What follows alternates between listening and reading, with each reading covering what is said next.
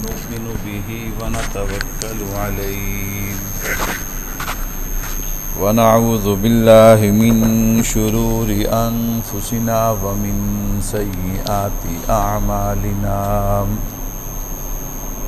من يهده الله فلا مضل له ومن يضلله فلا هادي له ونشهد أن لا إله إلا الله وحده لا شريك له ونشهد أن سيدنا ومولانا محمدا عبده ورسوله أما بعد أعوذ بالله من الشيطان الرجيم بسم الله الرحمن الرحيم لن ينال الله لحومها ولا دماؤها ولكن لن ينال الله لحومها ولا دماؤها ولكن له التقوى منكم وقال الله تبارك وتعالى في كلامه المجيد والفرقان الحميد فصل لربك وانحر صدق الله العظيم وصدق رسوله النبي الكريم ونحن على ذلك لمن الشاهدين والشاكرين والحمد لله رب العالمين الله أكبر لا إله إلا الله والله أكبر وللہ الحمد۔ میرے نہایت ہی واجب الاحترام تشریف فرما عزیز بزرگوں، دوستوں، بھائیوں، الحمدللہ آج کا یہ مبارک دن عید الاضحیٰ کا دن ہے۔ اللہ رب العزت کا لاکھ احسان اور شکر ہے کہ اللہ رب العزت نے ہم سب کو عافیت کے ساتھ، صحت کے ساتھ، امن کے ساتھ اپنے گھر میں عید الاضحیٰ ادا کرنے کے لیے توفیق عطا فرمائی۔ اللہ سے دعا بھی ہے کہ عیدگاہ میں آنے پر، عید کی نماز ادا کرنے پر اللہ تبارک و تعالیٰ کی طرف سے جو جو انعامات ہیں اللہ ہم سب کو عطا فرمائے۔ سب کہہ دو آمین۔ میرے بھائیوں، مختصر سا وقت ہوتا ہے اور اس مختصر سے وقت میں نہایت ہی اختصار کے ساتھ ایک مضمون پہ چند باتیں عرض کرنی ہیں۔ اللہ سے دعا بھی ہے کہ سننے سنانے کے بعد اللہ ہم سب کو عمل کرنے کی توفیق عطا فرمائے۔ فتنوں کا زمانہ ہے، قرب قیامت ہے۔ آقا علیہ الصلاۃ والسلام کا ارشاد ہے کہ قرب قیامت فتنوں کا ظہور یوں ہوگا جیسے آسمانوں سے بارش کے قطروں کا نزول ہوتا ہے۔ ایک حدیث پاک میں یوں ارشاد فرمایا کہ قرب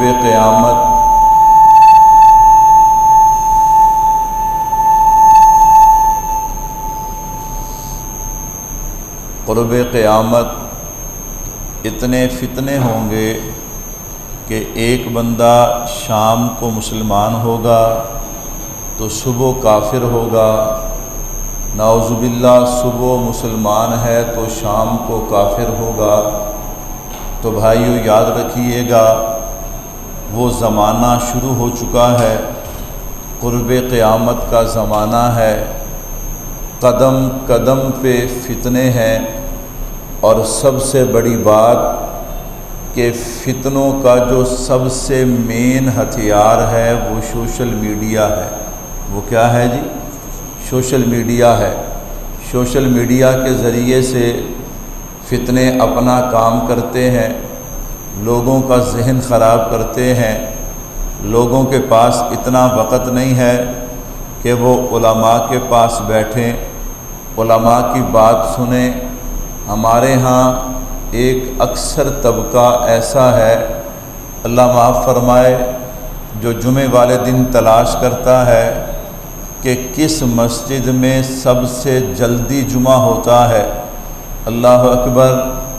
پھر ان کی کوشش ہوتی ہے، اب تو شہر میں ایسی مساجد بھی موجود ہیں کہ جن میں تقریر نہیں ہوتی، صرف عربی خطبہ ہوتا ہے۔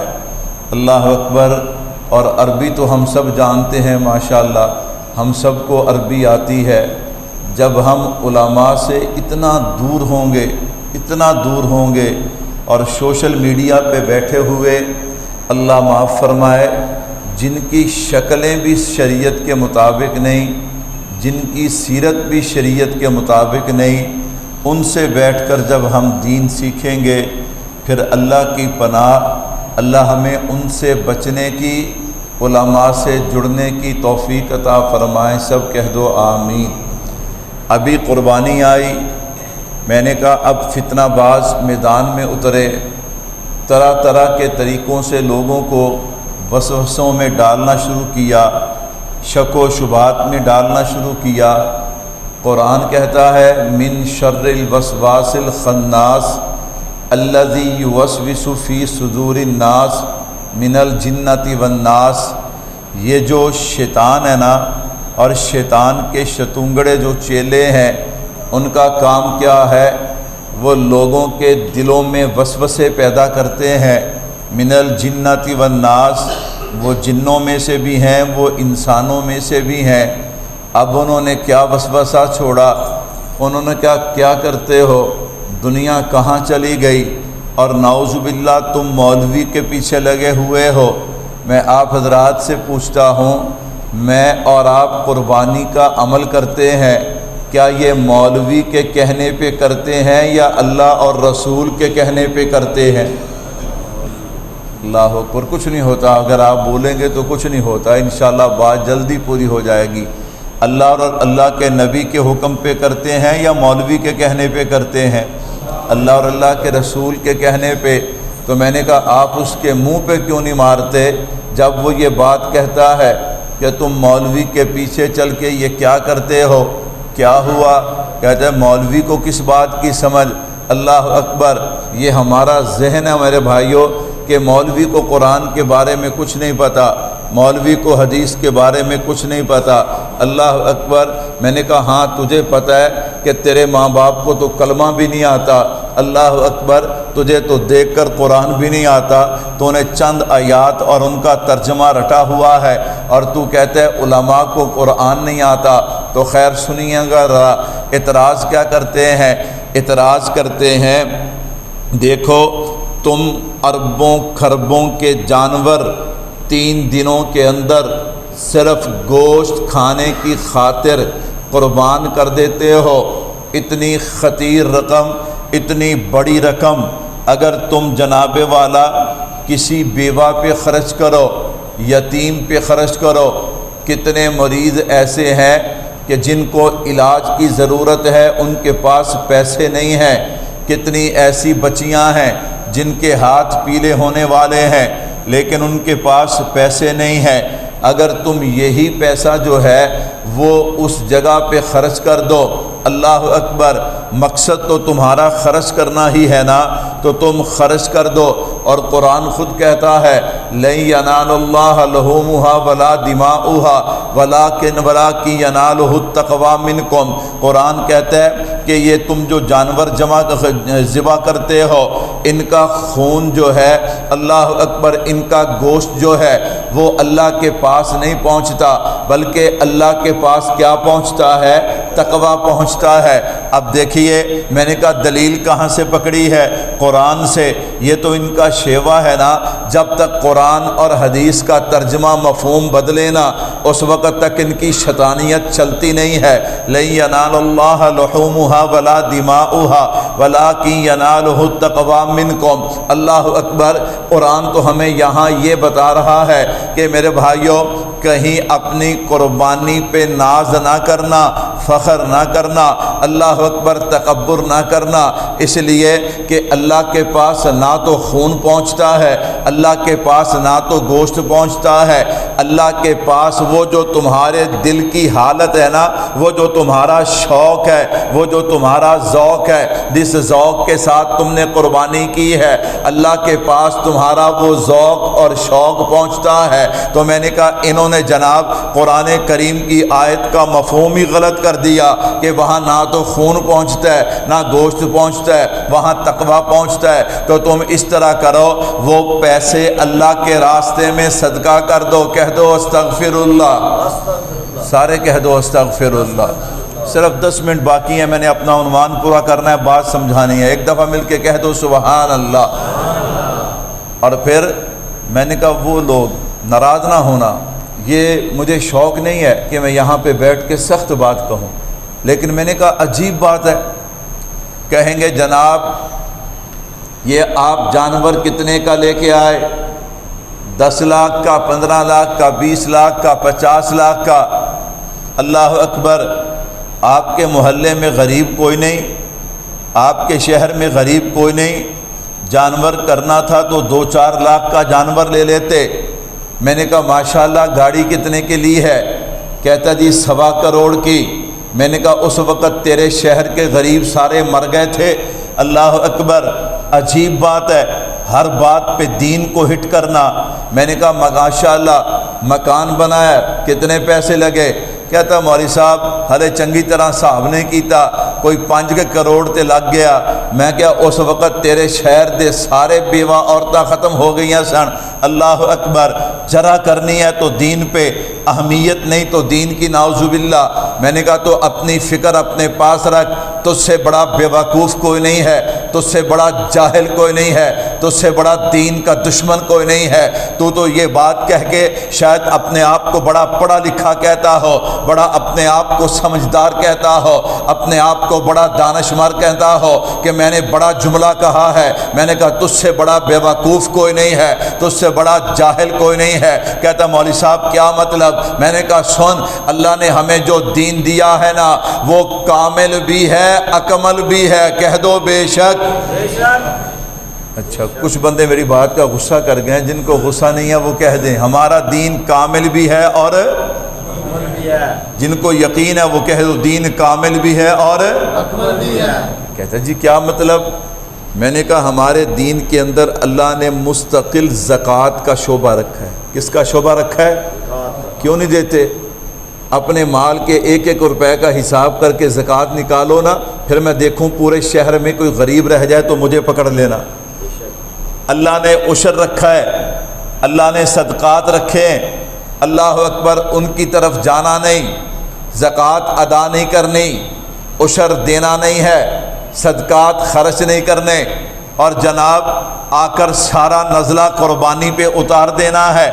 یہ کوئی عقل مندی نہیں ہے، یہ سب سے بڑی بیوقوفی کی علامت ہے۔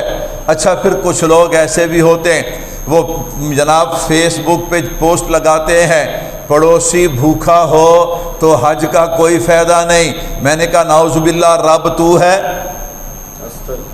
رب تو ہے۔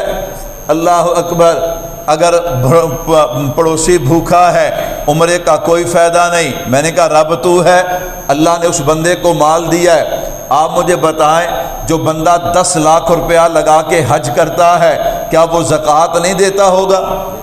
بولو یار، وہ زکوٰۃ نہیں دیتا ہوگا؟ جو بندہ ہر سال رمضان میں 3 لاکھ لگا کے عمرہ کرتا ہے وہ زکوٰۃ نہیں دیتا ہوگا؟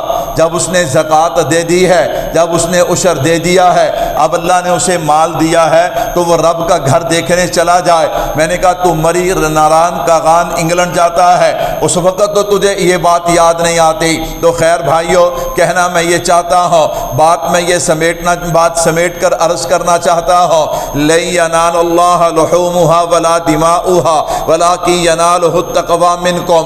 اللہ کے ہاں خون بھی نہیں پہنچتا، اللہ کے ہاں گوشت بھی نہیں پہنچتا، اللہ کے ہاں تقویٰ پہنچتا ہے۔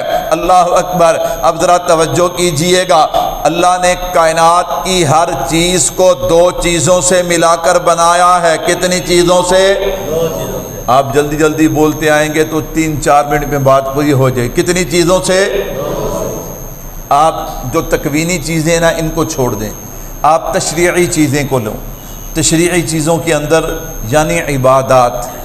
نماز کا ایک جسم ہے ایک روح ہے, روزے کا ایک جسم ہے ایک روح ہے, صدقے کا ایک جسم ہے ایک روح ہے, جہاد کا ایک روح ہے اس کی ایک جسم ہے ایک روح ہے. اسی طرح قربانی کا ایک جسم ہے ایک اس کی کیا ہے؟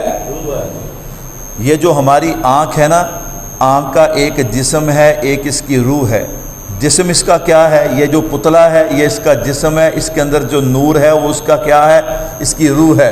اللہ اکبر. یہ جو ہمارا کان ہے نا یہ جسم ہے, اس کے اندر جو سنوائی ہے وہ اس کی کیا ہے؟ اللہ نہ کرے کسی بندے کا ایکسیڈنٹ ہو جائے اور جناب اس کی آنکھ کی روشنی چلی جائے, وہ ڈاکٹر کو کہے اس طرح کر, آنکھ ضائع ہوئی ہے اندر روشنی تو ہے, وہ روشنی نکال کے کان میں ڈال دے, کوئی ڈال سکتا ہے؟ نہیں. کیوں؟ ہر جسم کے اندر اس کی روح جاتی ہے, اس کے علاوہ دوسرے کی روح نہیں جاتی. میں نے کہا اگر جا سکتی ہے تو تجربہ کرو, میں آپ کے لیے نہیں کہتا. اللہ اکبر. میں ان کے لیے کہتا ہوں جو یہ اعتراض کرتے ہیں. میں نے کہا ایک تیرا جسم ایک تیری روح ہے, ایک گدھے کا جسم اور ایک گدھے کی روح ہے. میں نے کہا پہلا تجربہ اپنے اوپر کرنا, اپنی روح گدھے میں ڈال دے, گدھے کی روح اپنے میں ڈال دے, پھر میں تیری بات مان لوں گا کہ جناب واقعی ایسے ہو سکتا ہے. اور میرے بھائی یاد رکھنا, صدقہ کرنے سے انسان کے اندر جو روح پیدا ہوتی ہے اسے انفاق فی سبیل اللہ کہتے ہیں. اللہ کے راستے میں خرچ کرنے کا جذبہ. نماز سے عاجزی پیدا ہوتی ہے, روزے سے تزکیہ پیدا ہوتا ہے, اللہ اکبر. جہاد سے شجاعت پیدا ہوتی ہے, اور قربانی سے جذبہ ایثار پیدا ہوتا ہے. سارے کہہ دے جن کو سمجھ آئی سبحان اللہ. جذبہ ایثار کیا ہے؟